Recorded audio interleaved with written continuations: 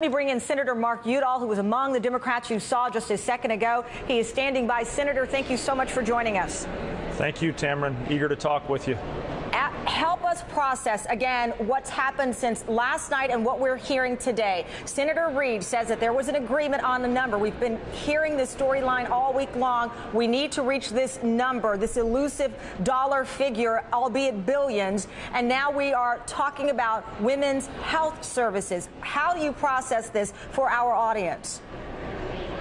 Let me start here, Tamron. The Republicans thought we should cut $100 billion off of the president's budget for 2011.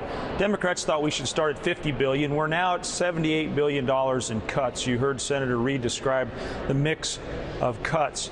That number's been agreed to, $78 billion. That's real money that would have an important effect.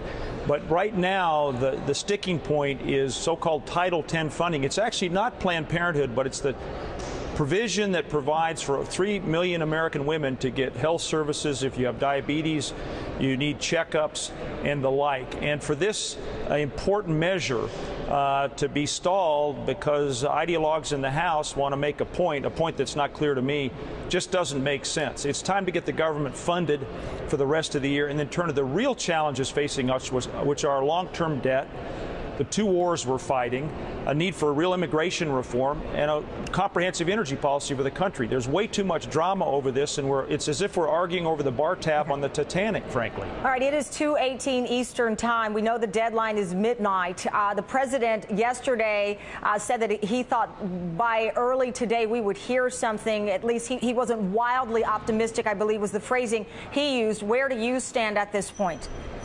Well, I'm eager to get this settled. It could go to the stroke of midnight. It could go into the weekend, but it doesn't do any of us any good. You heard that those people in line to generate loans to either sell or buy a house would be affected. We have some concerns about funding our soldiers and getting them their paychecks.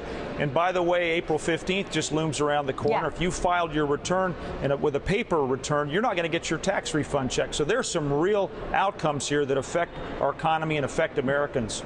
All right. Well, Senator Mark Udall, thank you very much for coming out of that news conference and making time for us. I know we will be talking with you much more as we move ahead. Thank you, sir. Coming up, a government shutdown.